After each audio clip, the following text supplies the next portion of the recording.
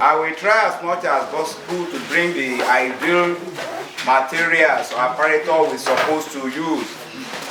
That day you are told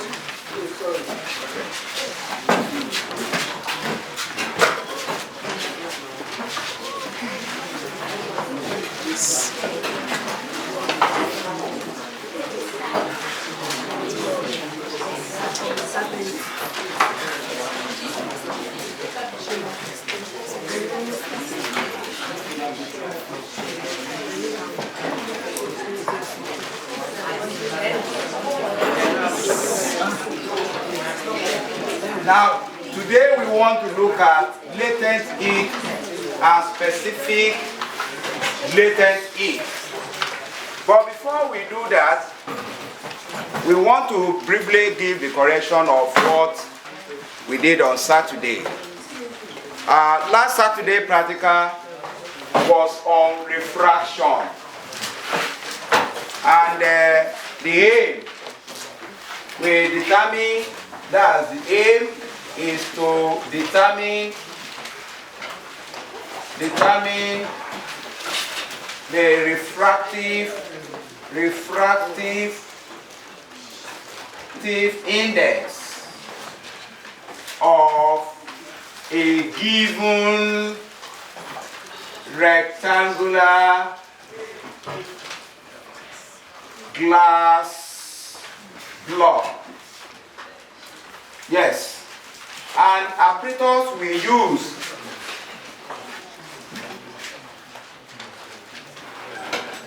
use a rectangular glass block. By now, every one of us know what rectangular glass block is. Yes, you are to be given drawing sheet or paper, but instead A4 paper was provided. This is what we call drawing sheet. There are other, you can improvise this by using the long drawing sheet, drawing paper. You all know that, we use it in biology class. Or CD students also have drawing booklets. How many of you know the one I'm talking about? Good. So drawing paper is this, it's not A4 paper. Of course, A4 paper can be used to improvise. And I'm sure that is what many of you see in your various schools. But this is what we call tracing paper.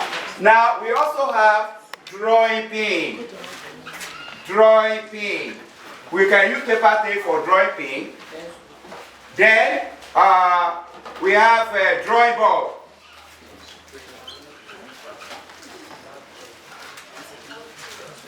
Drawing board. Then you have optical pins. Then the protractor. Question will tell you unnecessary apparatus. Now, what do we have to do? I gave you question 89 to determine. We are not going to that tonight, but I will tell you the basic thing, what you must know. Refraction, we define it as a change in direction of rays of light. When the ray travels from one medium to another medium of different optical density. If they don't have different optical density, there may not be refraction. There must be difference between the first medium and the other in their optical density. And you are also told, and you observe it yourself, that when you move from high dense medium to low dense medium, the refraction is expected to be away from the normal. Coming from high to low, your refraction will be away. And when you are now coming, when the ray is coming from low to high, the refraction will be towards the normal. This is what should guide you in taking reading observations in the practical you did on Saturday. Now, briefly, I want to give us precaution, because I will try as much as possible to repeat that And if that is not repeated, you are going to determine the refractive index of a triangular glass block. Glass is also made up of glass. And what we are talking about is material. So our next practical may be determination of refractive index. So you need to take note of the following precautions. What is the first precaution? You must ensure the neat tracing. Ensure neat tracing. But when you are reporting, what you did is what you are expected to state. What you did. Precautions are step taken to ensure accurate result. Precautions are step taken to ensure accurate result. So anytime you are asked to do practicals on refraction, be it through the rectangular glass block or triangular prism, what are the precautions that must be taken? If I may ask, what are the precautions you took on Saturday before I give you what you have done? Yes. Louder, please. Please clap for him. Your optical pins must be vertically erect. That means it must not bend. So in your school, if you are given bent optical pins, that will not allow you to take the correct reading, to affect your reading. That's a good precaution. You ensure the pins you erect are vertically erect. Now, 2. What other? The same person? Yes? I ensure the optical pins are reasonably spaced. Please clap for her. I mentioned that pin must be reasonably spaced. Minimum of 3 centimeters to 5 centimeters to each other. That means pin 1 to pin 2. The space between them should be between 3 centimeters to 5 centimeters. So always ensure that that is obeyed and you keep to that. Yes, what other things? Yes, the other thing may not be so important. That is, you ensure the rectangular glass block is clean. That's another precaution. Then you must ensure that your drawing paper must be firmly fixed. Your drawing paper must be firmly fixed on the drawing board. So please, you will not be asked more than 2. Take note of the 2 you always give. Even if you are not able to perform in the real exam where you're supposed to answer 2 questions, and after the first question the time is gone, go to the space of precaution. If it is optics, and you quickly say the optics on the practical on refraction, I mean, you will quickly say the 2 precautions you know, you will get 2 marks. The analysis I gave to you was that precaution takes 2 marks out of 25 marks. Precaution took, out of 25 marks given to the question, precautions takes 2 marks. And you must not allow the 2 marks to just go like that. You can quickly go to the space where the precaution will have to be given and put it there. The precautions are 1, the optical pin. Then when you are reporting, you have been taught that in English. You have to put it, it's a reported speech. I ensured the optical pin, I ensured past tense, not ensure. I hope I'm communicating. Yes. You don't instruct the examiner to ensure. You have to state what you did to ensure accurate results. I did this, I did that. Not do this, do that. Am I communicating? Yes. So that's how we present our precaution. I ensure the pins are vertically fixed or erect. I ensure the pins, I ensured past tense. Pins are reasonably spaced. I ensure the drawing paper are firmly fixed on the drawing board. And The first one I gave may not be given to you if what you say you did was not found on your work. And what is that? I ensured neat tracing. If you ensure neat tracing and the examiner see that your work is wrong, there is no need of giving that mark to you. So that is obvious. If you say you ensure neat tracing and they can see your rough work, that means you are deceiving. And such you can see. If you say you ensure neat tracing, they will see from the drawing paper. And right, if you are cleaning anything, it has to be properly cleaned. That can be shown. 2, if you say you ensure pins are reasonably spaced, do you know they can know that whether it is spaced or not? How will they see? Are they there where you are doing it? Now, who can tell me how the examiner will detect that what you are saying is wrong? You didn't do that. They don't measure it. Yes, well, they measure, but they don't need to measure it. The holes, you know, the pin you pin the paper, the hole will be on the paper. So if you say you ensure reasonably placed space, the pins, they will check the hole. The position of the pin will be seen. If it is less than 3 centimeters, they won't give that to you too. That is what you can easily see from the practical under optics. So please, the 3 standard precautions have been given to you. Other ones you can give, but they are not standard. 1, neat tracing. 2, pin must be vertical. Then reasonably spaced. That is that. Now, that's taking care of precaution. How do you report your report table? Result table. How do you present your result table? If you take measurement with protractor, or let me start by saying accuracy of any instrument. How do we determine the accuracy of instrument? Anybody? I taught you before. Accuracy of any instrument. How do we determine it? Accuracy of an instrument. We did measurement and unit during the camping period when they were camping in school. You have forgotten it? Who knows?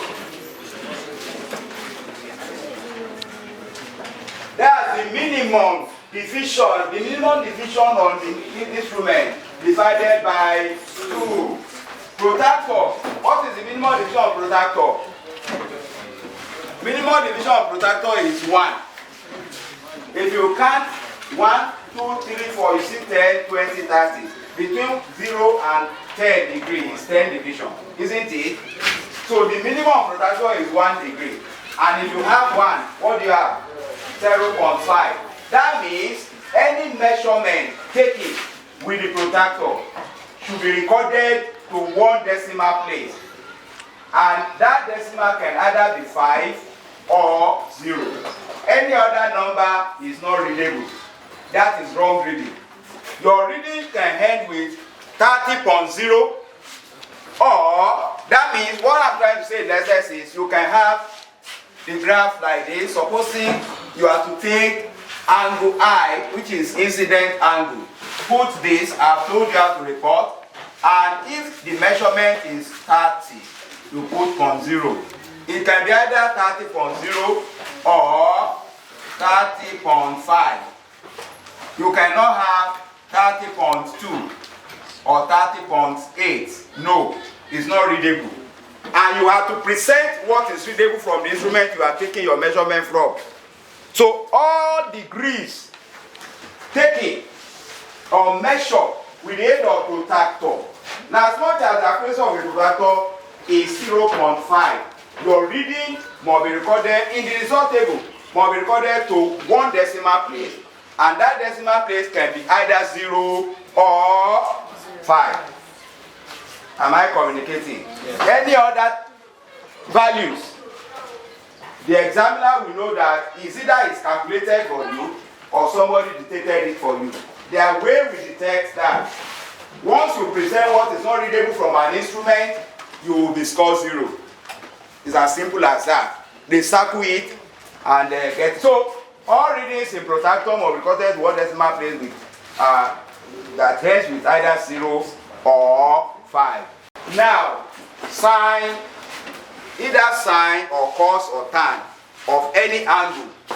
If you are asked to take sine of the angle you measure in the question, please and please do not use what is in your head to answer any practical questions.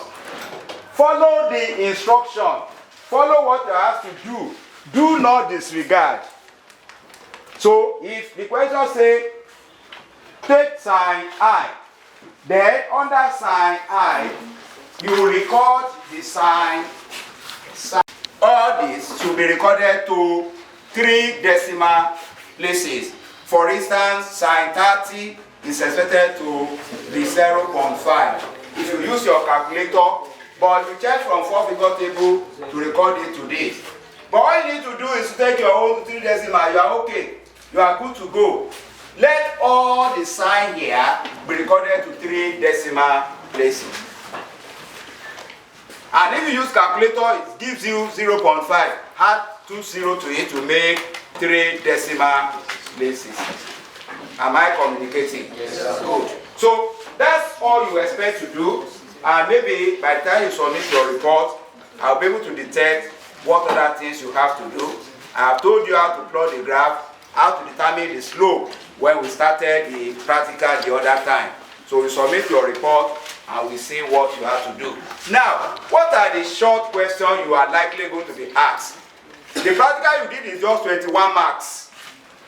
The other marks will now come from short physics questions, such as you can be asked to state laws of refraction. Can somebody state the law of refraction in the class? What is law? Law of refraction of light. Yes, anybody? Refraction of light. By now, I expect you to sing the law. Not saying it, to sing it. What you know very well is what? Yes? The first law of refraction. Louder. The first law states that the incident ray, the refracted ray, and the normal at the point of incident all lie on the same plane. Again, and raise it up. The incident ray, the refracted ray, and the normal at the point of incident all lie on the same plane. While the second one states that the ratio of sine theta, the ratio of incident ray and the refracted ray gives Snell's law. Okay, clap for him. The first law stated by him is right. The second one is wrong. What is the first law? Please let everybody knows that law of refraction states that 1. Incident ray, refracted ray, and normal at the point of incidence all lie in the same plane. Please marry the two together. Refraction, reflection. This first law is similar to that of reflection, where you have refracted ray. For law of refraction, you have reflection, reflected ray for law of reflection. Please code it. The first law can go for reflection and refraction. You will need to change just one word. Under refraction, you are talking of refracted ray. That is, incident ray, refracted ray, and normal at the point of incidence all lie in the same plane. That is for refraction. Reflection, you also say incident ray, reflected ray instead of refracted ray. Reflected ray and normal at the point of incidence all lie in the same plane. That's the same thing, except that refracted ray, reflected ray. Now, the second law for refraction, very simple. It is the ratio, according to Snell.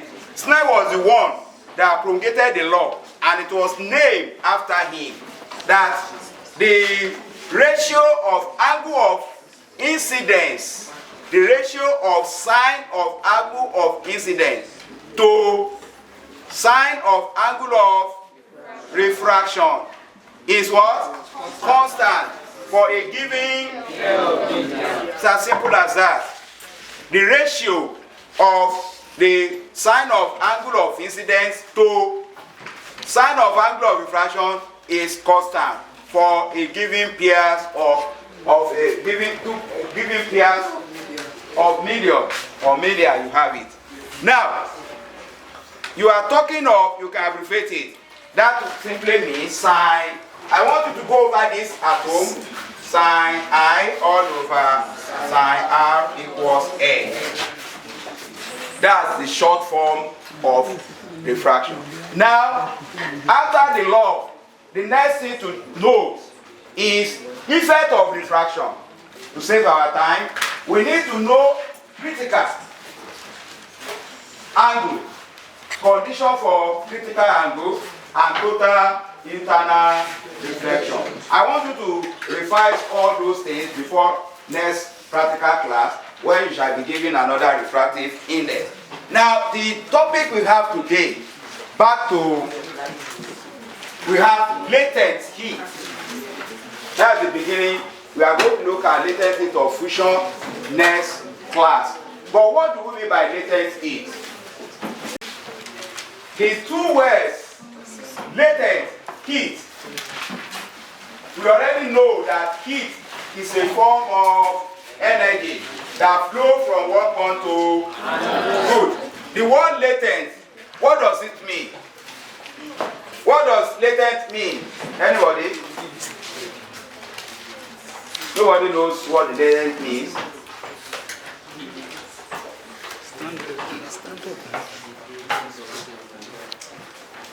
Nobody knows. Yes? Stand up. Hidden, please clap for me. Latent simply means hidden. So if you are now saying latent heat, that means we are saying hidden heat. Why is it hidden? What do you mean by hidden heat? You already know the two words now. And when something is hiding, it means you do not see that thing physically. You may not even see what that thing is actually doing. The word latent comes in when you are so it means the heat energy you are supplying is hiding somewhere. In actual fact, that's what we do. But it is not just hiding. It is doing certain job that is not physical. What then is latent heat? How do we now define it? It has been explained to you that what it means is the hiding heat. Latent heat can be defined as quantity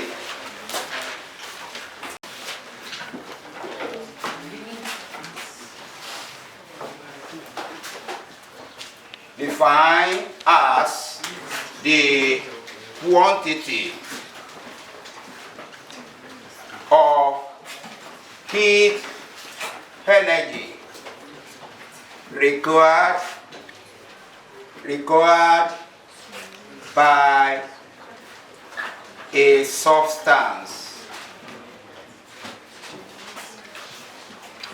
to change its state, without change in temperature.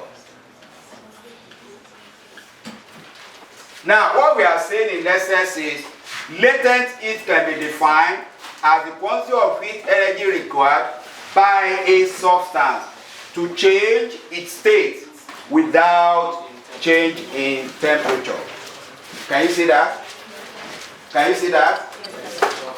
I said it's not actually hiding. It's doing certain job. What job is he doing?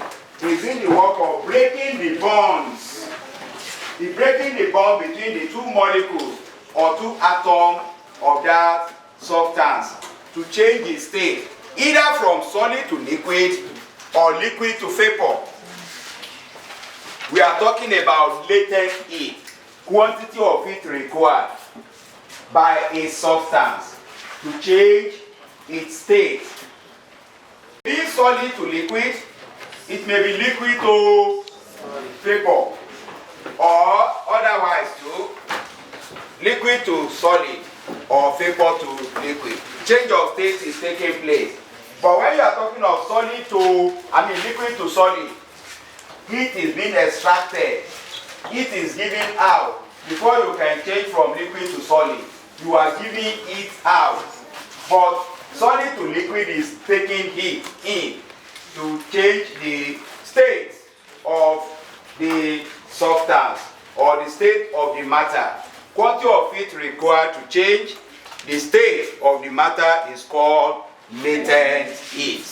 Now, specific latent heat.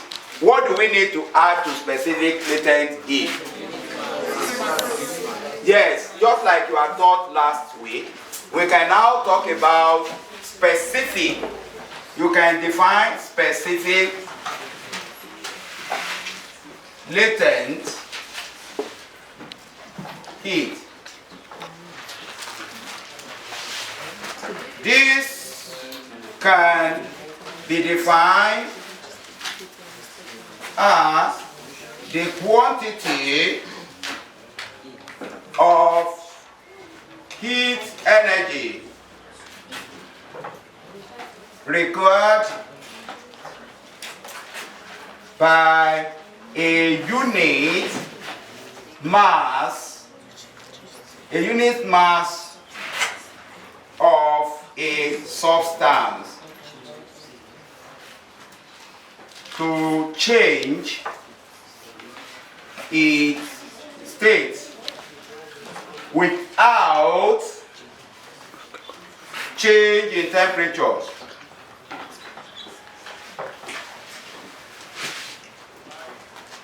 You can see the only little thing you add is this. Very important. Then without change in temperature, the two of them has that.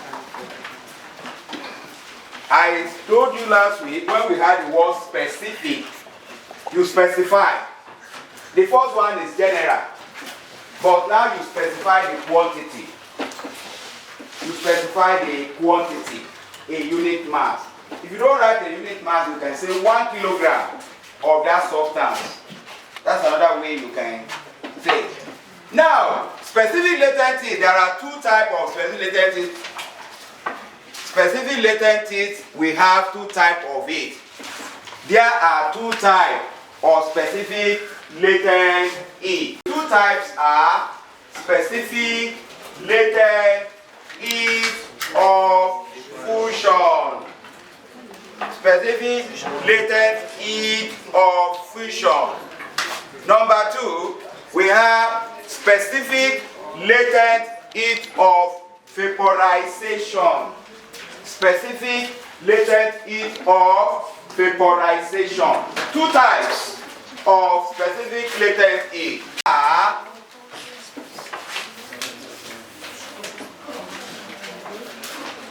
we have types of specific latent heat. Types of specific latent heat. There are two types. There are two types. Look at. We caution people outside to maintain their peace. You inside SS3 are murmuring in class. Shameful.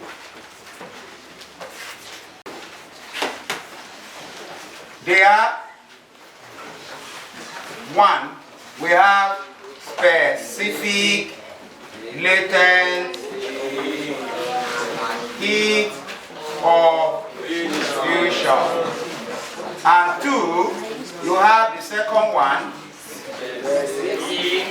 specific latent heat of vaporization. Yes, specific latent heat of fusion and that of vaporization.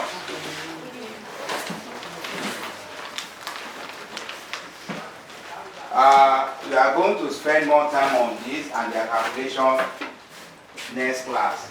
But I would love to give some definitions under this. Specific latent is of fusion. What do we mean by fusion? We are talking about changing from solid to liquid. Then talking about vaporization, it has to do with liquid to gas. We now define specific. Somebody should have asked me, do we not have latent heat of fusion? Yes, we have. Latent heat of fusion, specific latent heat of fusion. The difference between them is one will have the unit mass, the other will not have. So let's go on to specific latent heat of fusion. How do we define that?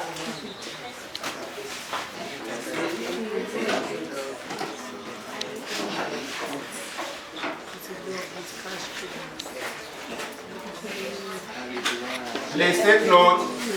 This can be defined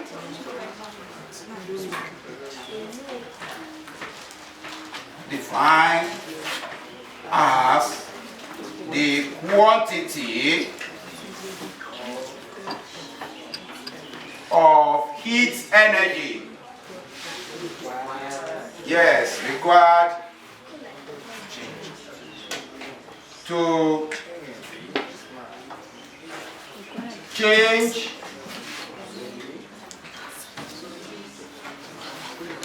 a unit mass of a solid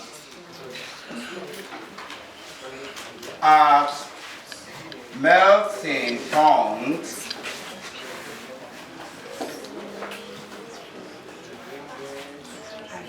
to liquid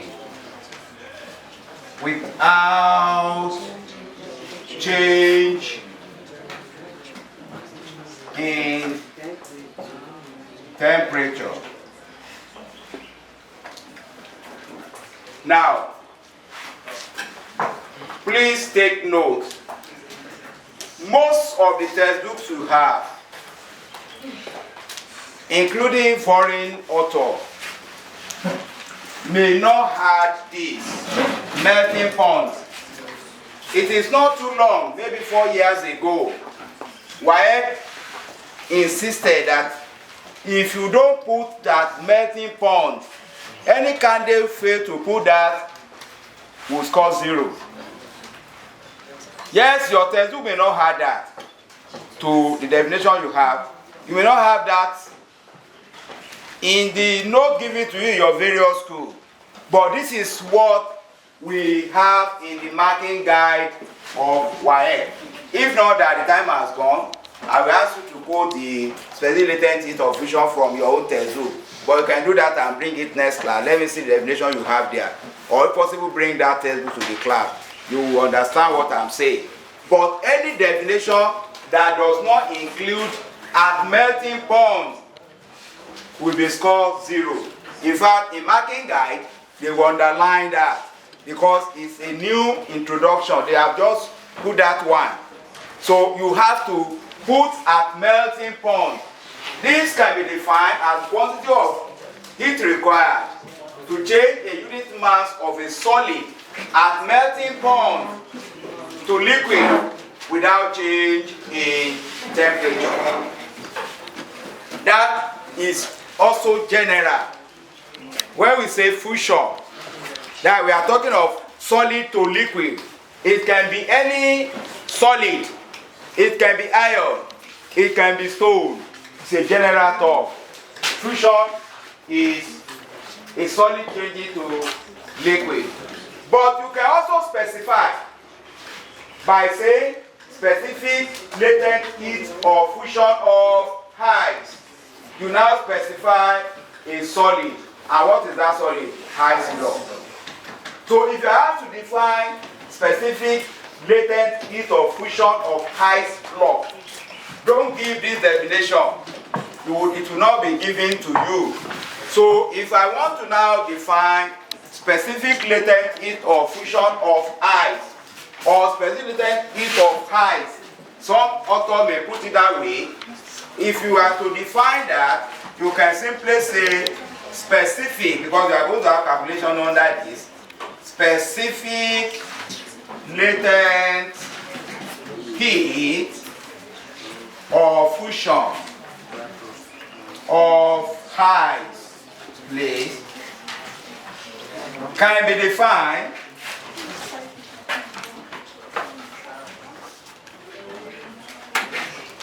as the quantity of heat energy required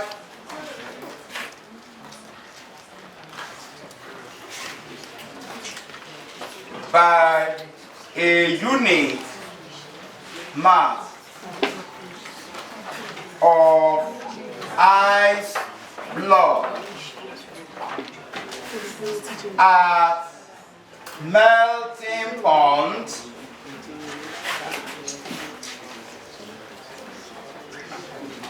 to water without change in temperature.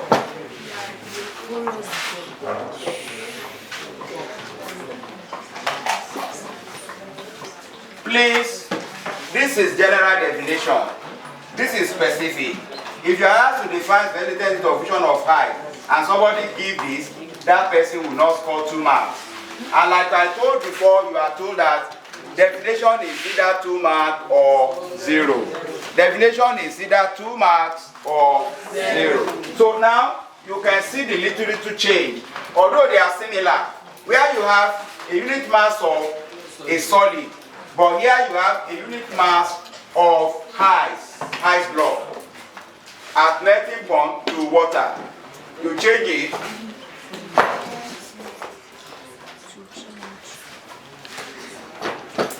to change to water. I've already changed somewhere. Latent heat of fusion of ice can be defined as the quantity of heat energy required by a unit mass of ice block at melting point to change to water. Change to water without change in temperature. Very important. Now mathematically we can denote the quantity of heat as Q. So mathematically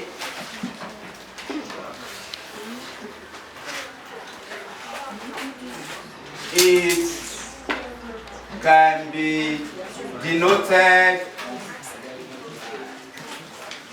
by using this expression Q, or you use, yes, quantity of heat like this equals mass of ice, latent heat of ice. That's what we use. But if you want to denote the first one, you can simply use the first one like this, equals mass of heat and of fusion. That's mass of solid, latent heat of fusion. But you want to specify the solid, we write like this. Where, of course, you have seen it, Q stands for quantity of heat energy. Then M of ice stands for mass of ice block. Then, of course, Li is specific latent heat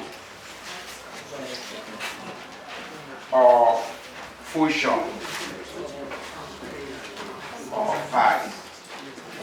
That's it, fusion of ice, or simply say of fusion. So far, so good. I want you to take note of all definitions given, and we are going to see some calculations under it next class. I should have asked if you have any question posing problem to you on what we did last week. But it's better to be late rather than none. You are told to go and lay hands on calculation on heat capacity and specific capacity. We have just started latent heat. Of course, there will be some question missing the whole thing together. But if you have any question posing problem to you, based on what we did last, you can bring it out. Then if not, I will give the... I don't want to go into calculation on this today. That will be our major work next class. Yes, any heat question? Or we did not practice anyone? And you got all you lay your hands upon? Clap for yourself. So today, you are giving the correction of what was done on Saturday, which, as I said, may likely be repeated. To take note and read about the refractive index. Nevertheless, I expect the result on Wednesday. I expect the result of the practical on Wednesday. How you need to report, you have been reminded. Precaution you need to take, you have been given. So I want to score you according to the marking guide. That's why you should submit your report. I will give that to you between now and Monday. Between now and Monday. Make sure your practical result gets to me. You are told that the law of refraction, that incident ray, reflected ray, refracted ray, and normal amount of incident online, and the second law of refraction. I also reminded that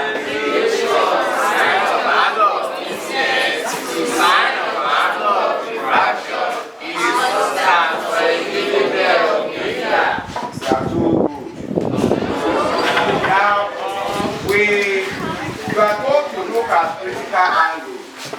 Can somebody please tell us what the critical angle is? Critical angle, you have forgotten. Okay. Critical angle is angle of incidence in a denser medium whose angle of refraction is 90 degrees. If you know the year I've planned this, I don't know where you were there, and I've not forgotten. I don't know why you are forgetting something you're supposed to sing. And it's so simple. Critical angle is an incident angle in denser medium whose angle of refraction is 90 in less dense medium. Clear? Yeah. Take note of that. Then,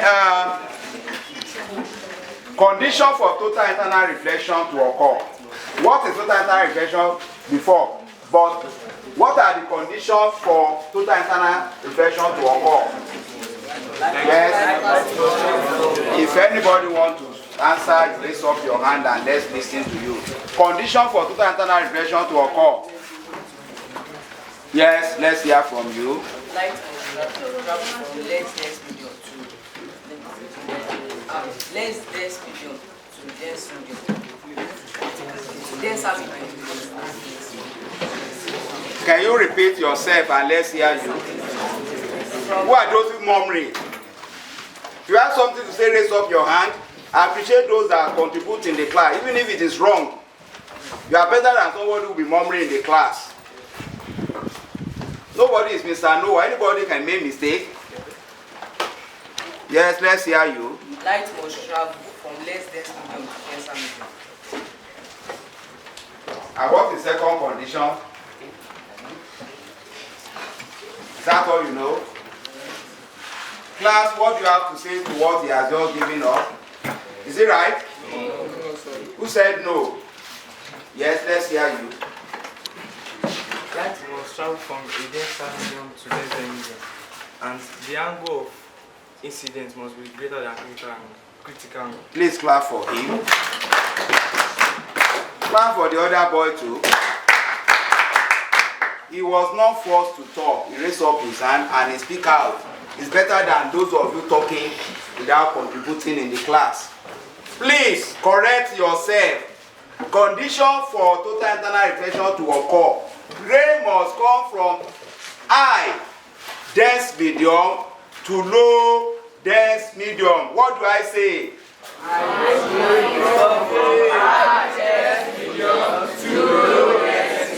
See, you can appreciate it. This one, if you want to quickly, just say high to low.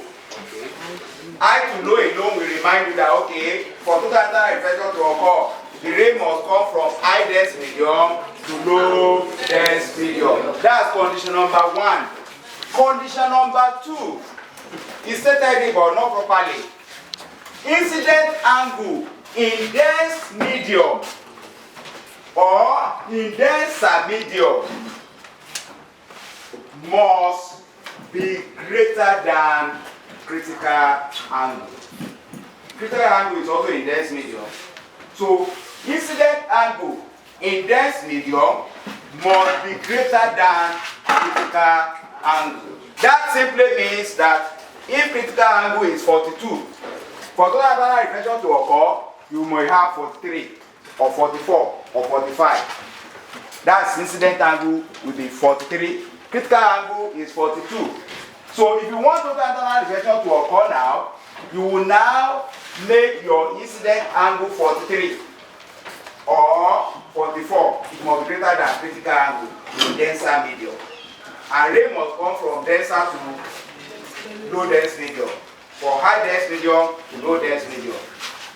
Incident angle in high dense medium must be greater than critical angle. Then what then is total internal reflection? We have seen the condition for it to occur. When do we say total internal reflection occur? Anybody? We use that to round it off. Well, the time is gone. We have refraction when ray go from high to low. But at a point in time, and that's where critical angle occur, you see the angle of refraction is 90. If you go beyond that, there will be no longer refraction, but you have reflection, just like normal mirror, total internal reflection. You will not see refracted ray again. Everything will be reflected. I will show you that, and I will explain it more probably next class or the next practical class. You will see what we mean by that. We define latent heat as quantity of heat required to change the state of a substance, latent heat. Then, latent heat to change the state of the unit mass without changing temperature. But when we say specific, we mention the unit mass, and we said there are two types of specific latent heat, which are latent heat of fusion, latent heat of vaporization. And we deal with latent heat of fusion, that's general solid, by a unit mass of solid to change it from solid to liquid at melting point without changing temperature. That is specific latent heat of fusion. But we now specify highs, that's when you will now say specific latent heat of fusion of high, which is the quantity of heat energy required to change a unit mass of ice block to water without changing temperature. Of course, at melting point. Please always remember to add at melting point. Doesn't matter where you put it. Whether you put it at the beginning, at the middle, at the end of the sentence, it must be part of the definition that at melting point, the quantity of heat required to change the state of the ice block at melting point to water without changing temperature, you will get your full mark.